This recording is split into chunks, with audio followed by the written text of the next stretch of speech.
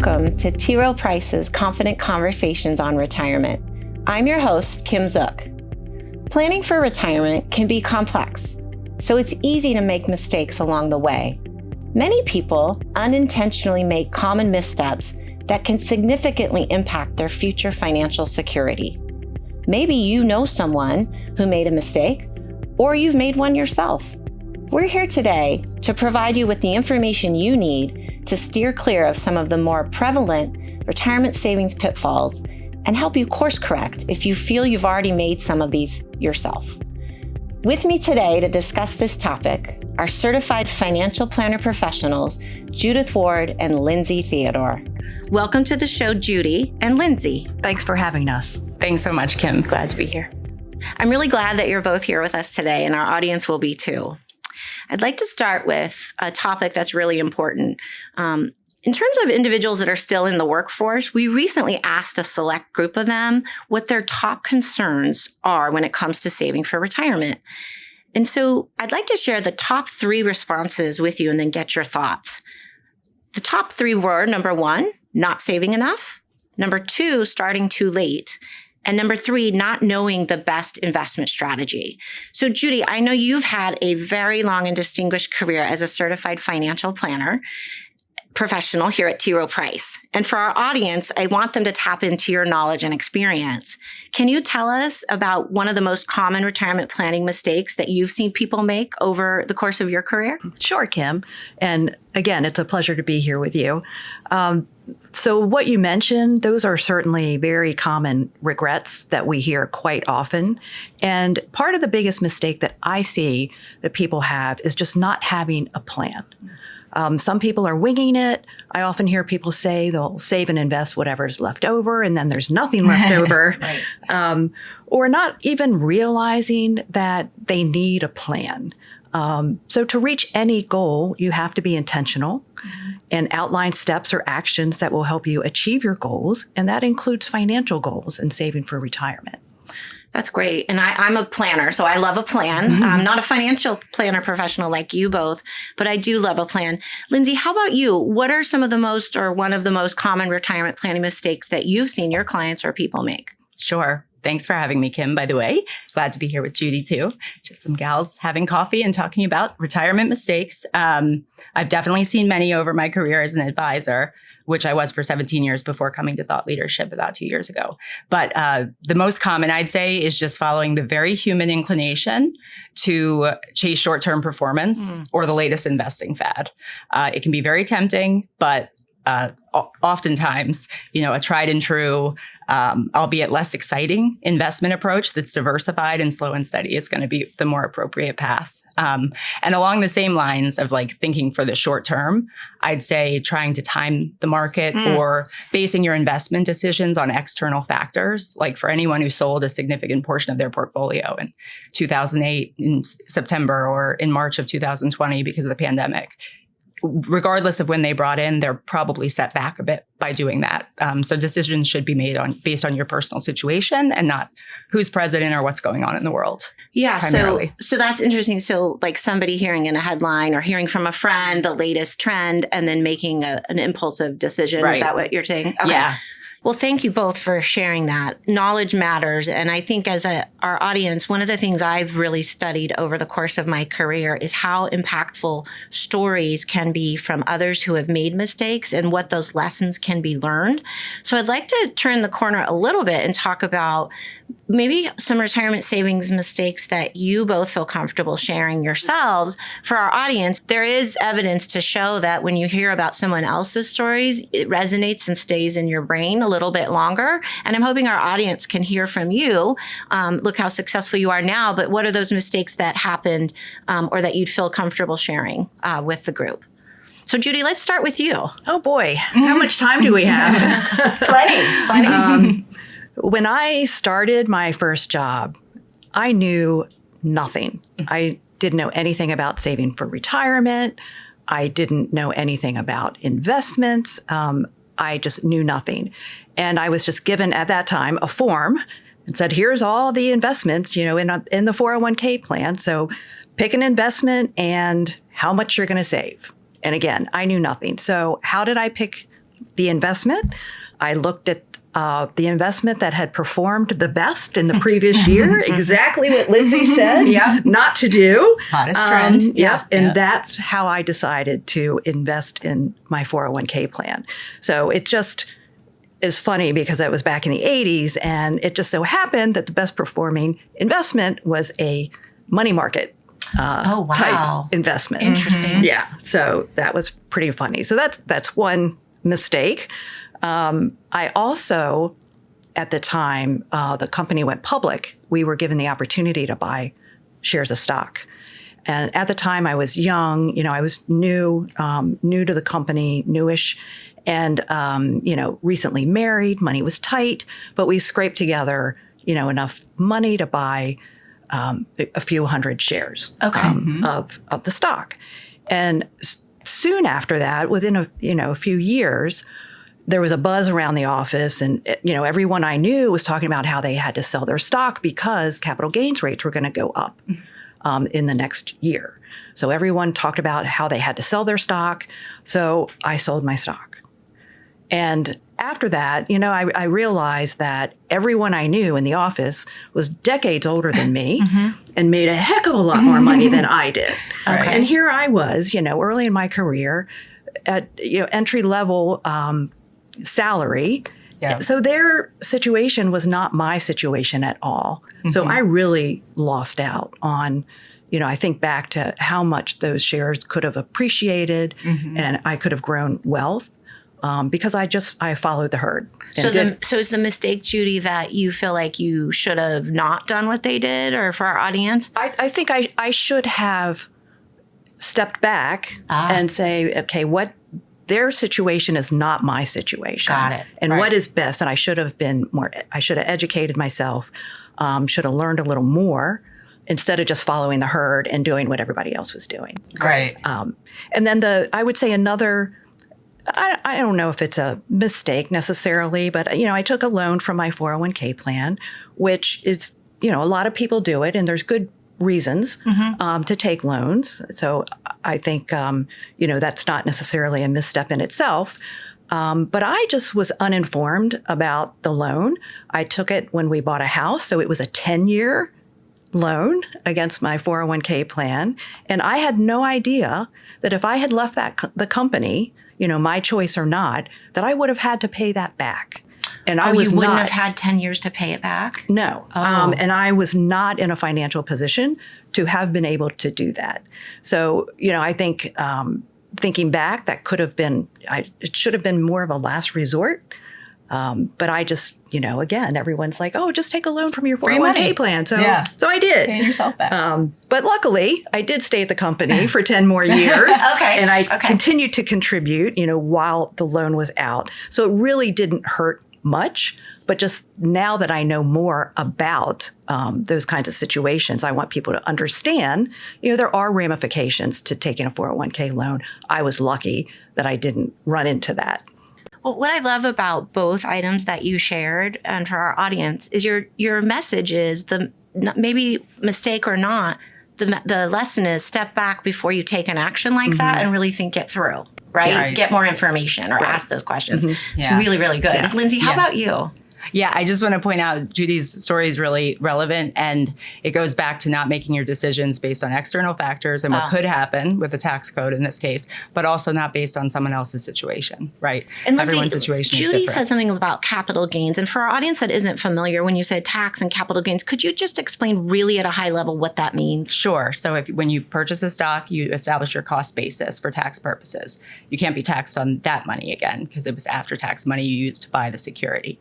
But when you go to sell, you have to pay taxes on the difference of the purchase price and the sale price, and that's the capital gain. So if you buy the stock at 10 and it goes to 12 and you sell it at $12, right, you would pay tax on $2? Tax on $2. Just the gain. You don't have $2 in tax. You just pay tax on $2. On the $2. Yeah. Okay. But if that tax goes from, I forget where it was at that time that Judy was talking about, but if it goes from 15 to 30% on $2 and you multiply that times hundreds, that can add up.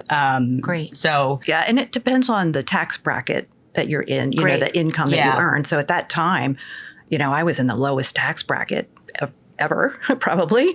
And, the people I was working with were in much higher tax brackets. So, and maybe close to retirement and would need that money soon and would like to liquidate and pay less taxes now. So it all since comes they know back they to that need it. same idea or concept. And I know we're moving on to you, Lindsay, but to Judy's point, capital gain, they might have, following that herd, they might have had different tax goals or what have you. Great. Just totally different situation. Perfect. Yeah. So Lindsay, back to you. And tax rates might not have changed. I don't know if they did go up, but again, they might go up and they might not. Right. It's probably not a good idea to make that decision based on speculation about policy, especially.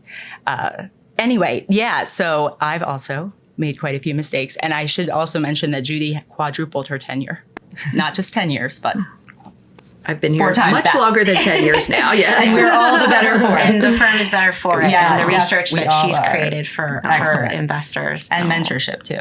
Oh, thank you. So I've made plenty of mistakes as well. Haven't been in the business as long as Judy, but when I started out in financial services, I worked at several firms just to figure out what I wanted to do and eventually found investing and financial planning as my passion. But I started at a bank, and that bank has since been acquired, like so many were in the 90s, 2000s, and then in 2008.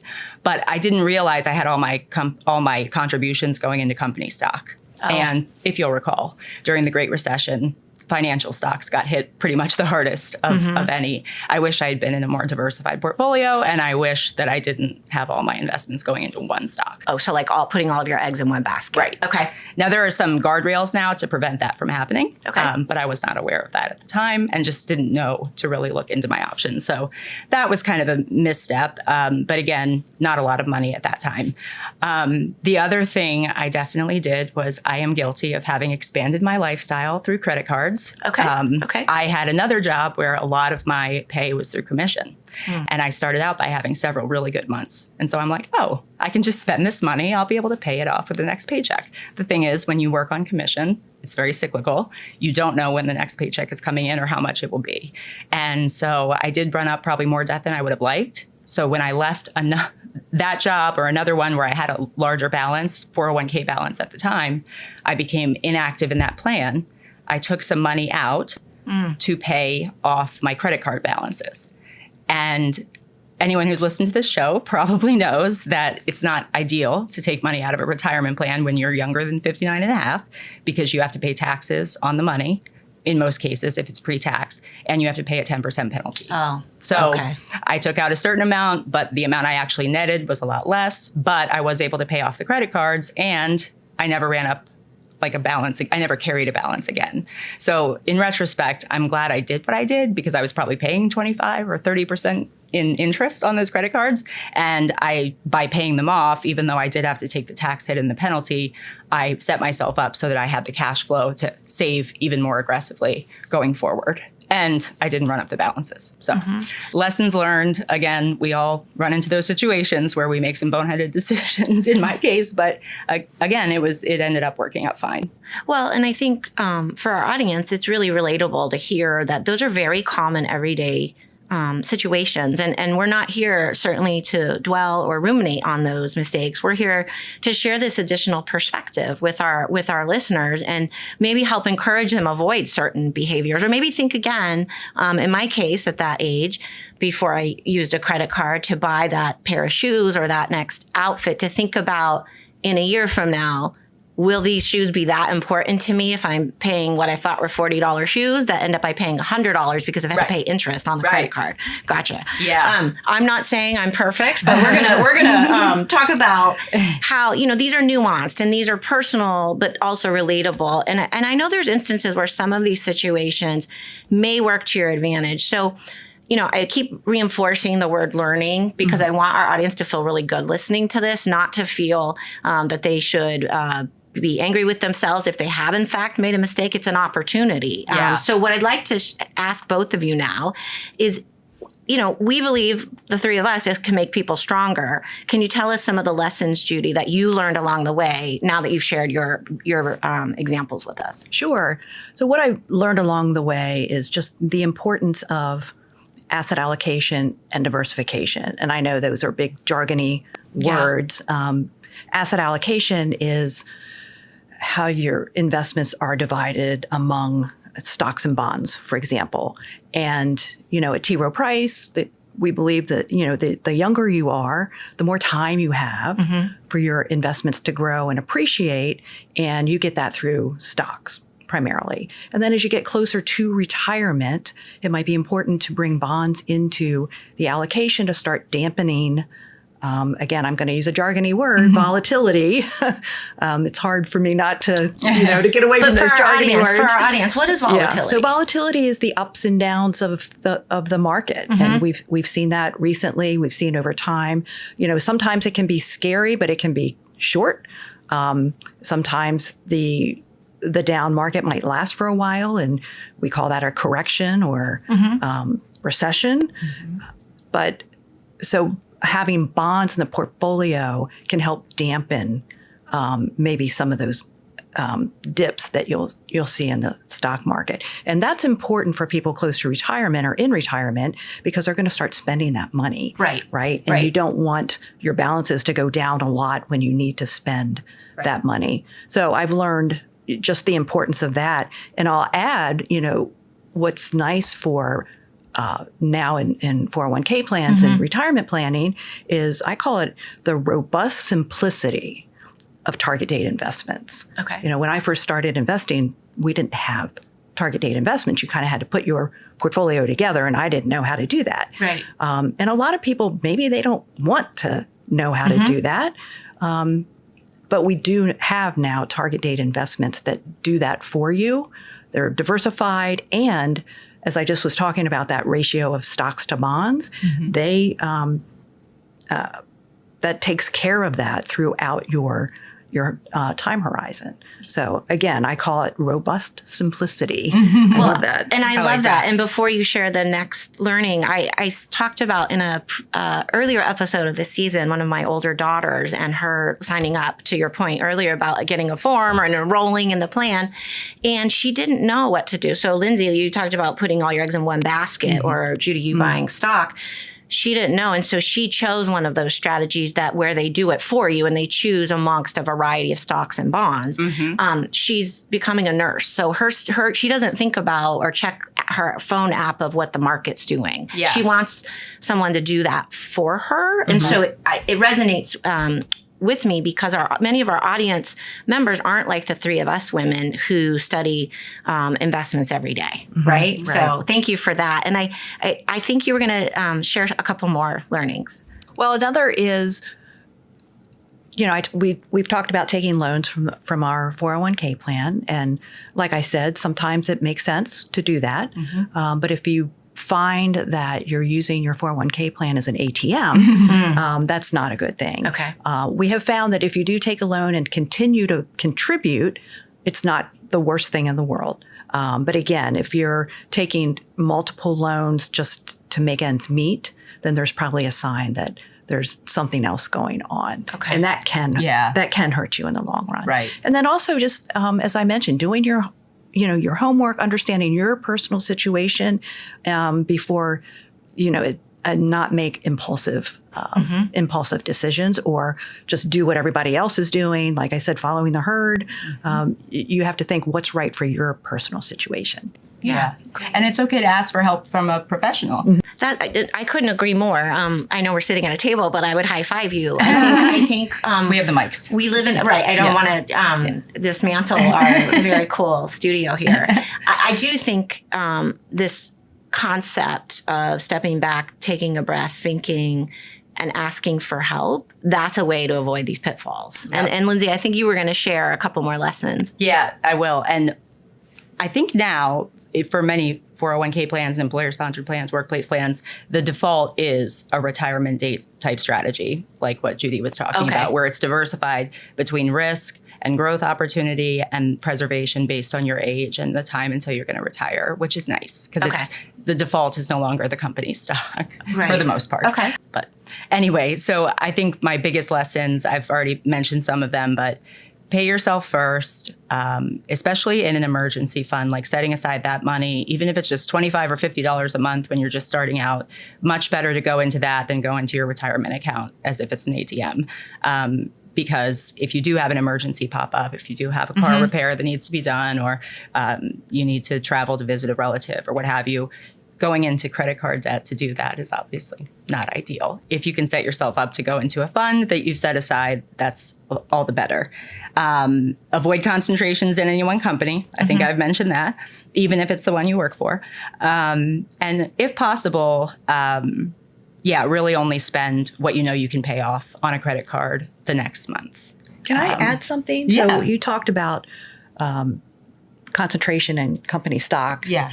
Even for the company that you work for. I think that is really, really important. Yeah. Because some people, they might have the opportunity to buy company stock in the company that they are currently working for. So if something were to happen to the company, not only could you be losing a job, but you could also lose the value of that company's stock. That's right. So I'm not saying a lot is riding you on that. Couldn't have any company stock where you work. Just be careful that you don't owe the bulk of your investments. Yes.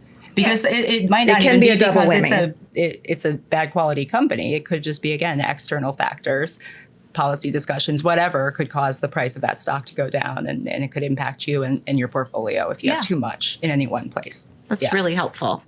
I think in terms of personal stories and covering these examples, it's really valuable. I think a lot of our audience are beginning their retirement journey. And I love talking about my family. So my daughters are 20 and 25. And so I'd love for their friends and family and our audience who's in that same early stages, what would be, in terms of mistakes that you see in that age range or cohort, that would be at the top of your list, Judy? Yeah. Well, I'd like to share, too, that when my daughter was starting out in her career, she's like, Mom, I got my benefits package. And I'm like, oh, good. Let's look at it. Yeah, of course. Yeah. So we get excited about those things. That. Yeah. I think for younger folks, starting out or early in a career, underestimating how much the amount you're able to save. That has the greatest impact on your retirement success. Full stop. Okay. The amount you're able to save. So, our rule of thumb is to save 15% of your salary. I know that's a lofty goal for many people. That includes anything your company is putting in. Oh, okay. Yeah. So if your company, if you can save 10 and your company's putting in 5%, then you're at the 15% mark. So it just to try to put something away, put it on autopilot so you don't have to think about it, and we've talked about 401k plans, for example, having money come out of your paycheck right into the plan. If you can start at 10%, start at 10%. If you can start at 15, start at 15. We've also seen if you can start at 6% or enough to get the full company match, if there is a company match. And then a lot of companies now, they have what's called an auto escalation, where you can sign up for that. And each year they'll increase your contribution amount by 1 percentage point, generally, sometimes 2 percentage points. So that's a good way to step into increasing your savings amount, and you might not notice it. That's my kind of subscription. Yeah. So I'm used to the subscription or the streaming where they increase the price, but this is you increase how much you're saving for yourself and your future. Yes. Got it. Yeah. Okay. And then not waiting to have it all figured out before getting started. And sometimes I think women, I don't want to generalize, but I think women sometimes we like to do our research. We like to have things all figured out before we, make a decision. But nowadays you're defaulted into a target date investment, for example. Do the defaults and then learn later. So get start started saving. Yeah, start That's saving. the most important thing, and then figure out if And that's then the learn right later. investment. You can for always later. adjust it. Okay. Yeah, That's can really always change. helpful. Definitely.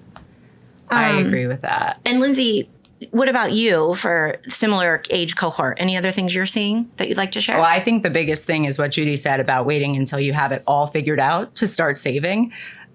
First of all, you might never have it all figured out. I don't think we all do. Right. If my husband and I had a bunch of prerequisites before we had children, we would have never had children. It's just one of those things that you can't necessarily have everything figured out before you take an action.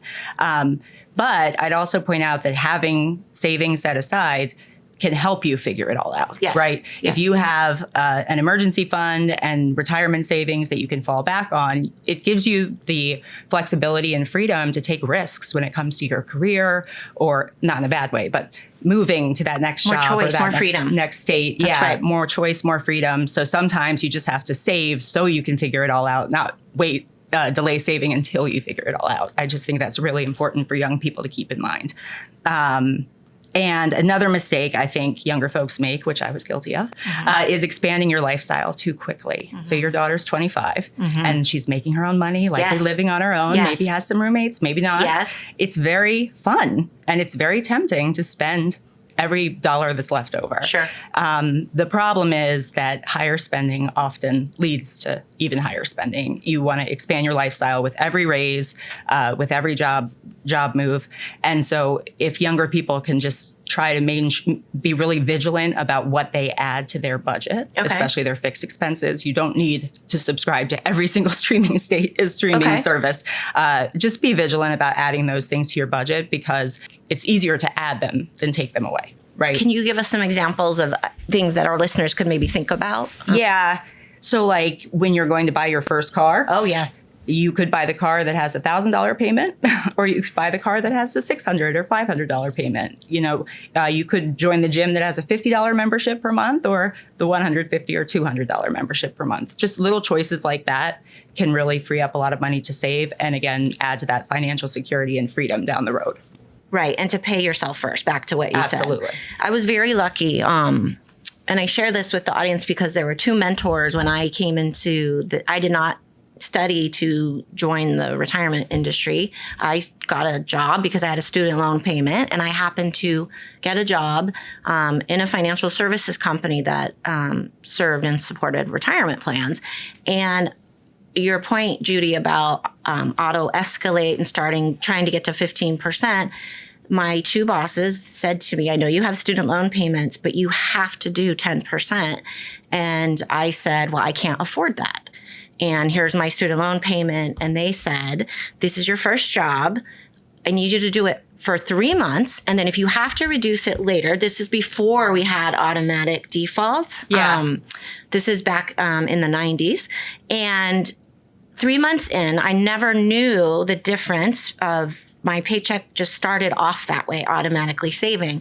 And the reason I share that is I was still able to pay off my student loan early and save for retirement at age 22. I didn't pay it off in 1 year, but I guess my lesson there is without those two, or my parents who also, when we got the benefits package, they couldn't have said more. ERISA is the law that in 1974, when retirement plans, the 401k became enacted, my mom talked about how that was the first time at her employer that she could save for herself. That's back when employers did pensions only. Yeah. And my parents, I come from a really wonderful blue collar, middle class.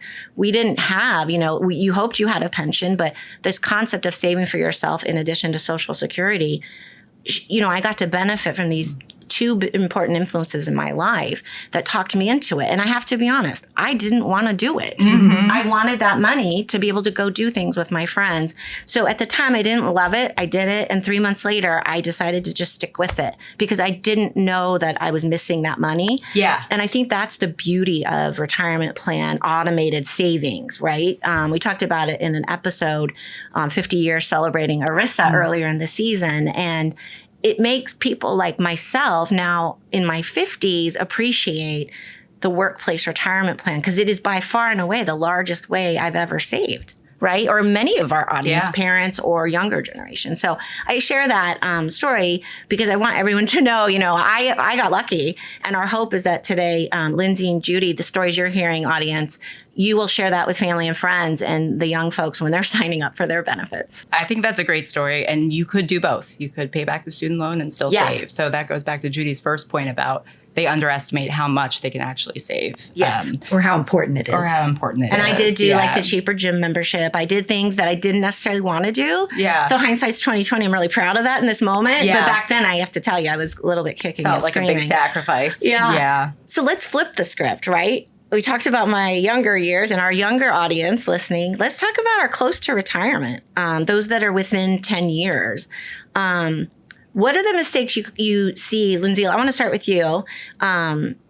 Mistakes, pitfalls. Again, what lessons or what are you seeing there that we can share? Yeah, I think with the clients I've worked with who are in this age group, first of all, believe it or not, they don't necessarily have it all figured out either. Okay. And these are, what age group are this? Like 50 to 55, Okay. maybe 60, like within that 5 to 10 years, maybe 15 years from retirement. So they've had some time to save. Great. Hopefully they have, even though they didn't have it all figured out. And they're getting closer to that finish line, which maybe is retirement, maybe working part-time or transitioning to retirement slowly, but they're nearing the end of their full 9 to 5 typical day-to-day job careers. And it is exciting. But I have found a couple of mistakes. First, having a set dollar amount that they need to have saved for them to suddenly have this green light to go ahead and retire or move to part-time or take that trip. It's not a set dollar amount that you should necessarily be targeting. I mean, maybe, but there should be a very clear justification for why it's that dollar amount. You should have worked with a planner, made sure that your lifestyle can be sustained with a reasonable withdrawal rate from that dollar amount. Not just a random figure that you saw in a commercial or that a friend mentioned at the gym. Like those aren't. So is your theory or experience that people are just hearing about, oh, you have to have $1 million or you have to have 500,000 or 5 10. million? It's like, why do you say that? And they're like, I don't know. That's what I would feel comfortable with. And the problem is, if you aim for a high dollar amount, that's probably going to be a good thing. But there should be a reasoning behind having that dollar amount, and maybe base it less on that dollar amount, but more on what your goals are, what your family needs, what you want to be doing, and what you can actually sustain. I need a root canal, even though I haven't talked to a dentist. Maybe I should talk to a professional. Right. Okay. Yeah. No, that's really helpful like because that's a good analogy. social media can be wonderful, and it can be, and I don't even just mean social media. I mean advertising. I mean, listen, we're doing a podcast. I think there's so many benefits of the way and multiple channels people access information. But to your point, if you see a commercial, it doesn't necessarily mean that certain amount. So I appreciate and relate to that. Yeah. Any other tips? Yeah. So a couple of other things I'll quickly mention is paying more attention to the cost of a service or a product than the value that they'll derive. It's good to be vigilant with your budget, but it's also good to understand when it benefits you to pay someone for help. And so that could be financial planning service. It could be an investment management service. It could be a root canal. But you pay a professional and you want to be, again, very asking the right questions about the value you're getting for the service. But sometimes just sticker shock can get in the way of a service that could help you be successful over the long term. So just dwelling on that too much maybe could hold you back. Spending too much time comparing yourself to others. This is really common. A lot of these folks are sending their kids to college or they're out of college. It was all about whose child was going to get into the best college. They're past that period of time. Now they're talking to their neighbors and they're wondering, how much do you have saved for retirement? Oh, I need to make sure that I have as much as my neighbor because I'm behind. So that can lead to very less recommended investment strategies, taking too much risk, or maybe saving too much and not enjoying your life when actually you don't need to have the amount that your neighbor does because your lifestyle doesn't need that amount of money. So comparing yourself to others, and then I've already mentioned it, I'll mention it again. It can also lead to the keeping up with the Joneses, like on the other side. Just spending too much, needing the fanciest car when the car you have is perfectly fine. Sure. All those things, just make sure that all your decisions are not based on external factors and not based on other people's situations. And then the last thing I'll say is analysis paralysis. So you can look at an investment strategy or a proposal for 10 years and investigate it every day. If you don't take any action to save in the recommended strategy or implement the estate plan or whatever, it's just not a good idea to get frozen by analysis, I'd say. Great. Yeah. Analysis paralysis, definitely a great tip to avoid. Judy, how about you? I think that adjusting your strategy along the way is key, especially as you earn more, and there's life events, maybe married, divorced, all of these things. So you need to be assessing your situation, adjusting your strategy along the way. Another thing I'd like to bring up that we haven't talked about yet, we talked about diversifying your investments, diversification, but there's also this idea of diversifying the taxation of your investments. So tax diversification. And what I mean by that is taking advantage of different kinds of retirement accounts. Like you have your pre-tax, where you might get a tax benefit up front, either when you make your contribution or a deduction of your contribution on your taxes. There's also Roth. So Roth is you don't get that benefit up front with your taxation, but in a Roth type of account in retirement, that money can come out tax-free. And so, and then you maybe want some other money on the side. So we just tend to call that just taxable investments. That's not under the retirement umbrella for liquidity and just other purposes. So this idea of diversifying the taxation of your investments. And that helps because when you get to retirement, then it gives you flexibility when you're trying to figure out how to take your money out in retirement. And it also kind of hedges against, how the tax landscape might change. Yeah. We have no idea how that tax landscape is going to change over the years. So this is a way to help manage that when you're in retirement. So I think that's something really important. I've been investing for a while, and we didn't have a Roth option for many, many years. Right, that's new. Yeah. So a lot of our listeners may or may not know that in their retirement plans, they can do something called pre-tax or they can do a Roth contribution. So to Judy's point, I think that's a new development that can be great for diversifying how you pull your money out. Because we're talking about pre-retire within that retirement zone, like 10 years till retirement. Yeah. So this is great, Judy. Or even younger investors. I know we talked earlier about younger investors, and I should have mentioned about considering Roth from the start. Because you're in your, probably the lowest tax bracket ever. Right. So that tax benefit is going to be greater later in your life, not when you're in the lowest tax bracket. So Roth is a great idea for younger investors. And I've talked to some of my friends who are retired, and one of their regrets is that they didn't have Roth.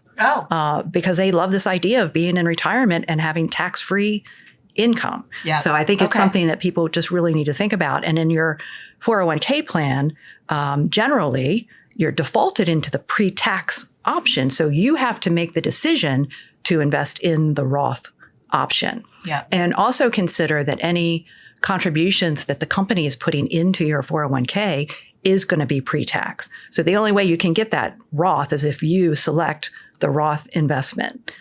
So I just want people to be aware of that. And you can divide it up. You don't have to put everything into Roth. So if you do want the tax break up front to reduce your taxable income, you could do like 5% Roth, 5% pre-tax. Just having diversified tax vehicles. And ladies, that is complex, but cool. And so for our audience, you're both financial planner professionals. And so while we're not suggesting one over the other, what we're saying is talk to someone like Judy or Lindsay, seek them out to help you determine which is right. But this is a new innovation that didn't exist when I started saving. And so I think that's great to consider. And unlike with a Roth IRA that has income limitations. Right. Like this does not this have does that. Not. So it doesn't matter if you're a really high income individual. You can still max out your 401k if you want in Roth sources. That's great. That's a great actionable takeaway for our audience. Yeah. And I'd point out too that like $5 million, if that's the amount you actually determine, is justifiable that you should have saved to retire or what have you.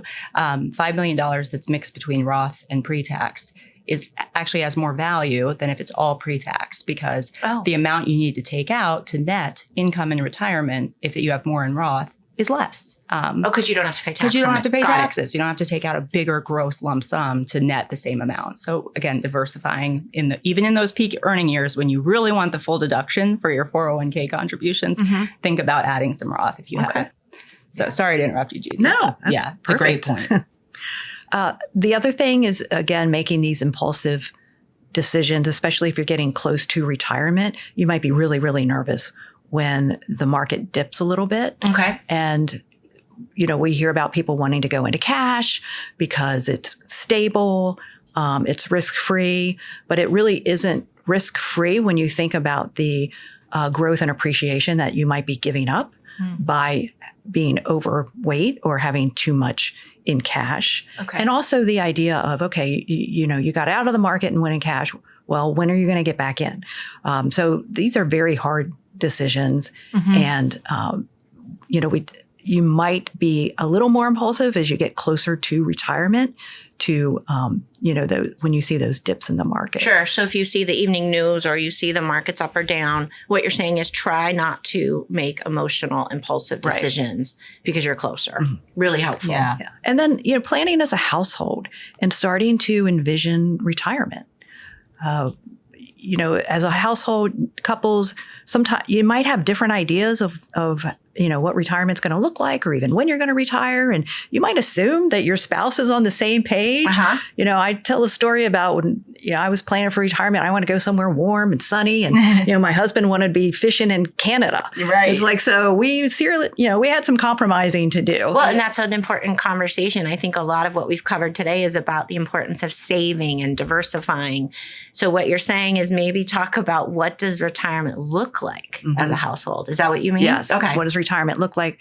Making sure you're on the same page. Start thinking about, envisioning retirement so that you can start then planning the financial aspect that's going to help support that lifestyle. And this is also the time, in some of our research that we've seen where, and we probably just know this from, is people start seeking help, for their retirement. In our research, we see that the 5 years before retirement up to the 5 years after retirement is when most people seek a financial advisor. Okay. To help to them. get like a formal plan. Okay. Yeah. Good. And so, ask for help. I like it. Yeah. I like it. I like asking for more information. So that at the top of the episode, we talked about some of the pitfalls you both were kind enough to share where you didn't maybe have all the information, right? So super helpful. Thank you both. Now, what about retirees? So I've talked in other episodes. I have two parents who I adore and are both retired. And you all work with retirees. So what are some of the mistakes that for those in our audience that are about to retire, do you see typical mistakes they should be looking out for to avoid? I would say the idea that you're just going to wing it. Okay. Or, there isn't a magic number, as Lindsay was saying, that, you really have to start digging into and understanding, what is going to be your retirement budget. Okay. I mean, the nuts and bolts. You have to get there. And then you have to look at, okay, and then what are your sources of income? Are you going to be taking money from savings? What about Social Security? You have to do that work. Heading, in retirement and heading into retirement. Okay. Which is why a lot of people around that time seek help from a financial advisor, although it's never bad to get help earlier. Yeah. Yeah. And a lot of times a financial professional, it can be, they can be a sounding board. They can it can be a second opinion. You might want to be doing most of it yourself, but maybe just having that reassurance from someone can be really helpful. I mean, I hear, again, from my retired friends, some of them have been, financial planners and they've sought professional help. Sure. Yeah. Because they don't want to deal with it. Right. Like they'd rather be off, in their RV crossing the country than worrying about their portfolio. Right. Quite honestly. Well, and I think that's really powerful. I mentioned my parents, I would think about myself. I'm heading into that zone. And we also use a financial professional. And some people will say at family holidays and gatherings or parties, oh, well, you must do it all yourself. And I say, no, because I have biases, right? I believe that we all have something to learn by hearing from a professional. So I talked about I don't know why I brought up a root canal. I hope I'm not wishing a root canal on myself earlier about you want to seek the experts at specialists, right? You go to, you go to buy a car at a car place, you don't buy it at a computer shop, right? And so I think about these are really important, relatable lessons that you're talking about. Lindsay, what about you? Anything there about Social Security? I know that Judy mentioned Social Security. Yeah. So one quick thing about the financial professional too, like you might feel totally comfortable with your investment strategy, but you just need to talk to someone about what estate planning documents should I have in place, or how much can I take out in retirement, or which sources should I pull from? You don't have to use all of their services, but just getting confirmation that you're on the right track with your thinking, or just some advice on, or some guidance on areas that maybe you're less clear on. It doesn't have to be an all or nothing, but it's good to get some help, which leads me to Social Security. Okay. So a common thing I've seen is as folks transition to retirement, they have very strong opinions often that aren't necessarily informed by like a very clear understanding of the impacts about their Social Security claiming. Okay. Maybe they've decided that they do not believe the system is solvent. They heard it from a friend or read it in the news or whatever, and they're just going to collect as early as possible because they want that income and they believe the system's going to go away. Or they just think they're going to pass away early because their family did or someone in their family did, and so they just want to get as much income as possible. The issue with that, especially if you're part of a couple, is that you might be setting up your spouse for less ideal income options in the future, lower income, because it's a function of the benefit you got that will determine your survivor's benefit. And also it's gonna lessen the lifetime income that you will receive. Because when you collect Social Security, you're locking in that baseline for inflation adjusted lifetime income. So the longer you can defer and pull from your investments, it can benefit you. Now, there are, of course, reasons that people would claim earlier. Not saying there aren't, but it's just rushing it based on a speculation about what's going to happen to the system or your life expectancy. You might want to just talk to a professional about whether that's the right thinking and what the impact could be. And we did an earlier episode on this topic. I have to call out, Lindsay, you did a great job on that episode explaining the pros, the cons, the different scenarios that our audience might want to click or re-listen to. Yeah. I know for me, listening to it, I learned a lot about phrases like PIA, primary insurance amount, and why that's important. Again, if you don't, maybe you play back what Lindsay just described, all of these scenarios can really impact the amount you get to get every month into your retirement paycheck. And over a full retirement too, like a 30, 35-year period. So yeah, that's excellent. Protect your lifestyle. I love that. And I think we've talked a lot about mistakes, or I like to call them opportunities and lessons. Mm-hmm. Let's talk about the things that you've done right. So I think I'd like to hear, Judy, what did you get right? And our audience can make sure that they get right. Well, I shared the mistakes that I made early in my career. Mm-hmm. But the one thing I did get right, and you mentioned this also, Kim, is off the bat, I started saving 10% of my salary as soon as I started working. Mm-hmm. And I think you shared that your parents made you, or your mentors made you do that. Almost, pretty much. Yeah. I just did 10% because it was a round number. Right. And that was one of the best things that I did starting out. And then I increased that over time. Yeah. So that was one of even though I made mistakes early in my career, that was the one thing that I did right. And you did that right. And for our audience, what does that give you? Does that give you peace of mind? Like, I want them to feel why that accomplishment has helped you in your journey. My retirement funds are, my life savings. Yeah. Honestly. Yeah. And also, the amount you're able to save, as I mentioned before, has the greatest impact on that. The investments also are important, but the amount, you can have the best investment in the world, but if you're only contributing 3% of your salary, it's not going to help you. It's not enough to pay the bills. It's not enough. Lindsay, how about you?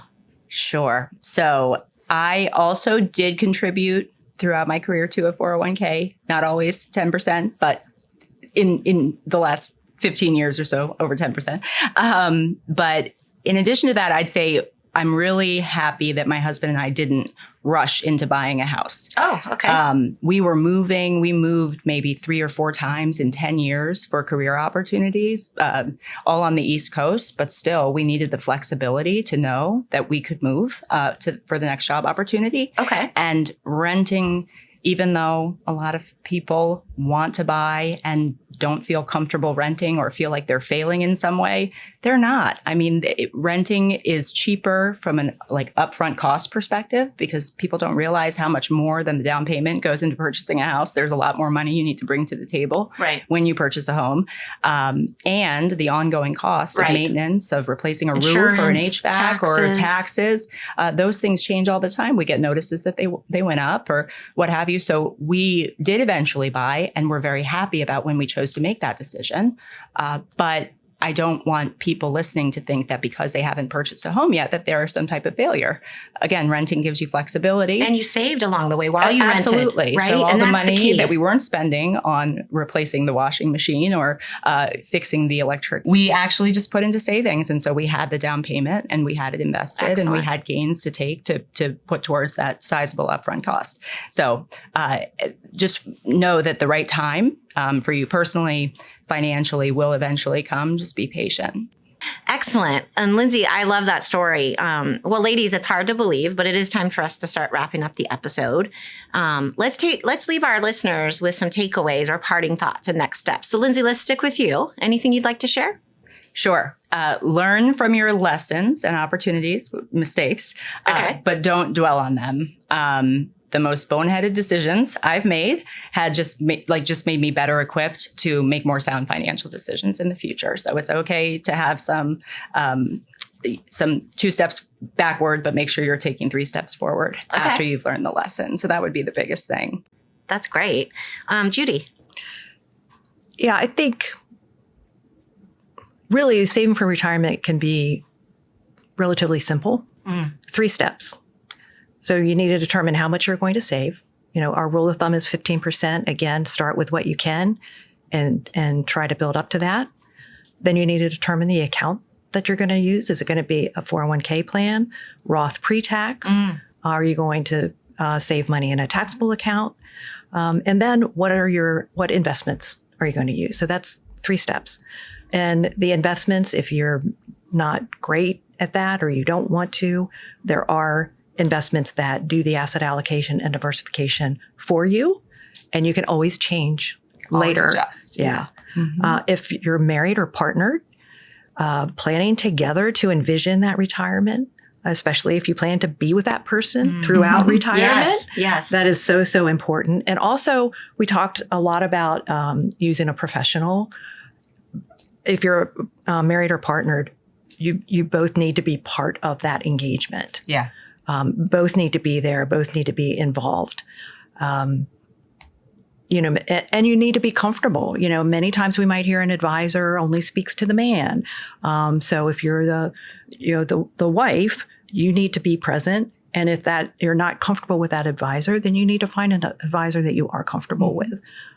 They should be your advocate for both, right? If you're partnered, for finding a financial professional or advisor that you both feel really comfortable being honest with about not just your goals and objectives, but your fears as well. Right. Because at the end of the day, this episode is about making sure people can feel confident in what their next step will look like. And then I would just say, as you get closer to retirement, the planning will change from now. How much do I need to save to how am I going to spend my money? And that gets very, very personal to your situation and may not be as easy as the 3 steps that I talked about before. And so, like we said, that's when, we see a lot of people who have been successful doing it on their own, get help or value that second opinion so that they can have that peace of mind in the next chapter of their life. And there you have it. Avoiding these common mistakes can make a significant difference in your retirement savings journey. By starting early, having a clear plan, taking full advantage of employer benefits, diversifying investments, and seeking professional advice, among some of the other things we've discussed today, you can build a more secure and comfortable retirement. Again, I'm Kim Zook. Thank you for listening. If you like this podcast, please rate us and subscribe wherever you get your podcasts. And remember that a confident retirement starts with asking the right questions.